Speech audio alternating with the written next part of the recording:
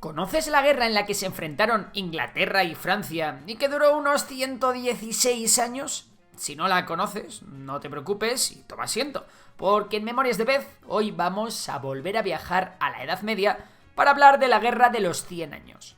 Efectivamente, contrariamente a lo que su nombre nos puede indicar, no duró 100 años, sino un total de 116. Fue un conflicto larguísimo que se extendió entre los años 1337 y 1453.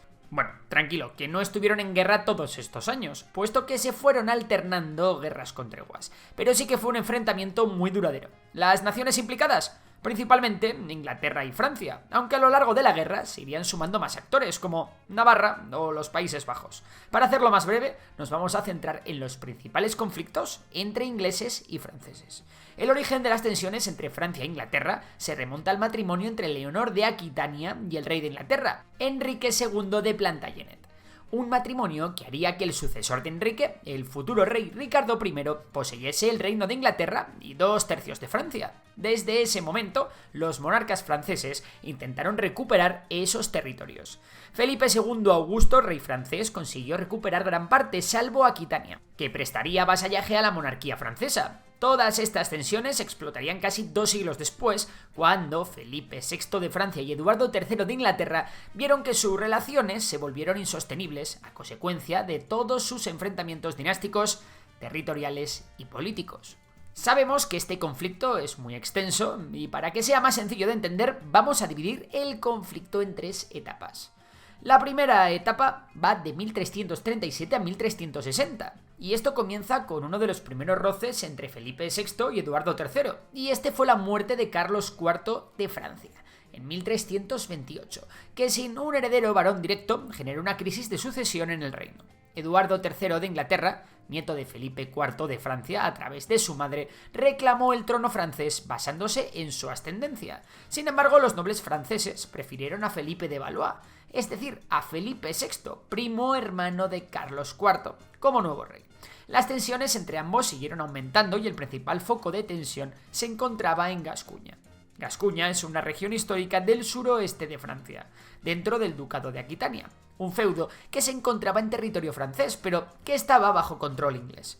La posesión inglesa de este feudo generaba fricciones con la corona francesa que, evidentemente, buscaba recuperar lo que creía que era suyo. Y es que al rey Eduardo III de Inglaterra, ser vasallo del rey francés, de acuerdo a las reglas del feudalismo, no le debía de hacer mucha gracia. Aún así la cosa no quedó ahí, y su malestar debió de aumentar cuando Felipe conquistó la Gascuña francesa.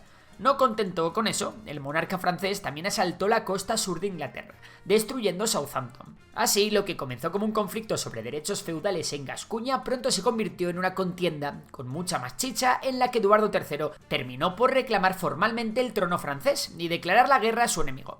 Tenemos que decir que las razones dinásticas de Eduardo tenían un gran peso, ya que era el pariente masculino más cercano de Carlos IV de Francia, y no Felipe VI. Inglaterra volvió a recuperar Gascuña e invadió Normandía, aterrorizando a la población local. La estrategia de Eduardo III de atraer a Felipe VI para enfrentarse en una batalla abierta funcionó, y los franceses fueron incapaces de hacer frente a los arqueros y caballeros ingleses, perdiendo la famosa batalla de Crécy. Los franceses pidieron a los escoceses que invadiesen el norte de Inglaterra para llevar a cabo su contraofensiva, con el fin de que Eduardo III se retirase de Francia. Sin embargo, esto no salió bien y David II de Escocia fue derrotado y capturado por los ingleses en la batalla de Neville's Cross. Más tarde, los ingleses capturaron Calais y ganaron en la batalla de Poitiers, donde actuó uno de los más destacados comandantes militares ingleses, el príncipe negro Eduardo Woodstock, uno de los hijos de Eduardo III, que venció a Juan II de Francia, hijo de Felipe VI. Este último fue capturado y detenido por 4 años hasta que ambos países firmaron el Tratado de Bretigny, donde se le reconocía a Eduardo el derecho al 25% de Francia si renunciaba a su derecho a la corona francesa. Aunque esta paz fue un éxito francés, el todavía dominio inglés sobre 1/3 de Francia haría que la paz estuviese condenada a ser bastante breve. Y aquí empieza la segunda etapa, que va de 1369 a 1389. La situación apenas había cambiado y el descontento persistía. En Francia ahora reinaba Carlos V y en Inglaterra continuaba Eduardo III en el trono, pero estaba a punto de heredarlo su hijo Ricardo II.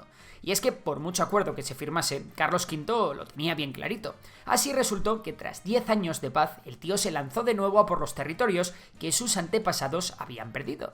Para realizar su plan, perfeccionó su armada, que pasó a ser superior a la armada inglesa, y empezó realizando incursiones frecuentes en la costa sur de Inglaterra. La mayor parte de Aquitania fue capturada, y Calais y una parte de Gascuña quedaron como los únicos reductos ingleses en tierra francesa.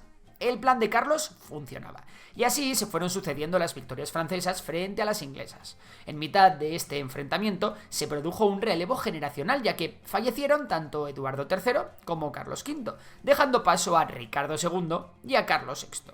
Con ellos se declaró una nueva tregua en 1389 que, unida al matrimonio de Ricardo II de Inglaterra con Isabel de Francia, hija de Carlos VI, hicieron mejorar las relaciones entre ambos países. Y así llegamos a la tercera etapa, que va de 1415 a 1453.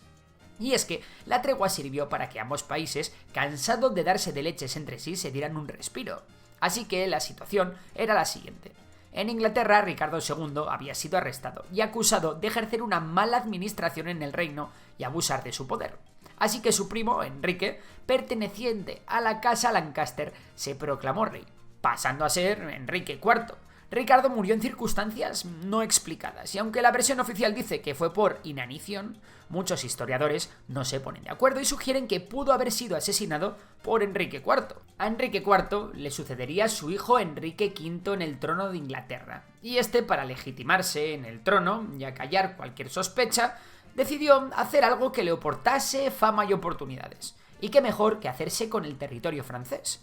Por cierto, la división que había en Francia fue una ventaja significativa para Inglaterra, y esta además estuvo agravada por un trastorno mental intermitente que padecía Carlos VI. Así se crearon dos bandos. Por un lado estaban los que respaldaban al delfín Carlos, futuro Carlos VII, y defendían una Francia independiente. Estos eran conocidos como los Armagnacs. Por el otro estaban los borgoñeses, partidarios de Felipe, duque de Borgoña, que a veces se aliaban con los ingleses.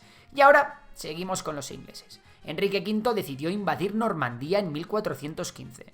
Este tomó el puerto de Harfleur tras un asedio largo y difícil. También ganó la batalla de Agincourt, a pesar de iniciar la batalla en gran desventaja y con un ejército más pequeño y agotado que los franceses. Y finalmente, Enrique capturó la ciudad de Caen, uno de los logros que representó la expansión territorial más importante en tierras francesas. En poco tiempo, el hombre había completado la gran hazaña de conquistar toda Normandía y había conseguido que los franceses firmasen el Tratado de Paz de Troyes, con grandes beneficios para Inglaterra. Primero, Enrique V fue nombrado regente y heredero de Carlos VI. Segundo, se concertó el matrimonio entre Enrique y Catalina de Valois, hija de Carlos. Y por último, se estableció que Inglaterra seguiría luchando contra el desheredado delfín Carlos, hijo de Carlos VI de Francia. Pero bueno, ¿creéis que la paz de Troyes duró mucho? Pues no, ni 2 años. Enrique volvió a reanudar la guerra tras perder la batalla de Bogue, aunque inesperadamente murió por disentería en Francia. Enrique VI, su hijo y heredero, tampoco pudo hacer frente al resurgimiento francés, que estaba cambiando la favorable situación inglesa. En este momento es cuando entra en acción la conocidísima Juana de Arco, una simple campesina que tuvo visiones celestiales que la hicieron creer que tenía una misión divina: a ayudar a Carlos VII, el delfín de Francia, a reclamar el trono y a expulsar a los ingleses de Francia. Así que puso rumbo a la corte francesa para que le permitiesen dirigir las tropas francesas para liberar Orleans, que estaba sitiada por los ingleses. Su gran liderazgo y la creencia en su misión divina dieron un impulso moral a las tropas francesas, que lograron la victoria final contra los ingleses en la batalla de Patay. Después de esto, Juana acompañó al rey Carlos VII a Reims, donde fue coronado rey de Francia. Un año más tarde, la situación se revertiría para Juana de Arco, que fue capturada por los borgoñeses, recordemos, aliados de los ingleses, vendida a Inglaterra, sometida a juicio por herejía y brujería y condenada a la hoguera. Tras las sucesivas victorias francesas, los ingleses empezaron a perder fuelle, Incluso Enrique VI, que se había coronado como rey de Francia en la Catedral de Notre-Dame de París, asumió que había fracasado en esta empresa. Además, Inglaterra perdió el apoyo de sus aliados los borgoñeses cuando Felipe de Borgoña y Carlos VII firmaron el Tratado de Arras, dando fin a la Guerra Civil Francesa. Finalmente, Enrique VI decidió casarse con Margarita de Anjou, sobrina de Carlos VII, y renunciar al Maine, una provincia de Francia situada en el noroeste, para frenar la continuidad de la guerra. Por su parte, Carlos VII, que se veía con fuerzas, quiso recuperar territorios que habían perdido sus antepasados. Recuperó partes de Normandía, siguió ganando batallas y capturó Gascuña. La batalla de Castillon fue el cierre épico de toda esta saga. Allí las fuerzas francesas obtuvieron una victoria decisiva, marcando el declive final de los ingleses en territorio francés. Tras la rendición de Burdeos en 1453 se firmó el Tratado de Castillon, que selló la paz entre ingleses y franceses, de una vez por todas. Los ingleses acordaron desocupar todos sus territorios en Francia, con la excepción de Calais y sus alrededores. Calais quedó como el último bastión inglés en suelo francés, y hasta mucho después no sería conquistado por los franceses. Este hecho marcó el cierre definitivo de la presencia inglesa en territorio continental francés. Un conflicto tan largo y extenso en el tiempo y de gran envergadura tuvo consecuencias significativas, tanto para un país como para el otro. Resumiéndolas, las principales fueron: 1. Para Inglaterra, la Guerra de los 100 años supuso la pérdida de todo el territorio en Francia. 2. A nivel económico, cada vez fue más difícil financiar la guerra e incluso Inglaterra llegó al borde de la bancarrota, ya que colocar ejércitos en otro país era muy costoso. Además, el conflicto allanó el camino para la transición hacia una economía monetaria y una sociedad más centralizada en ambos países.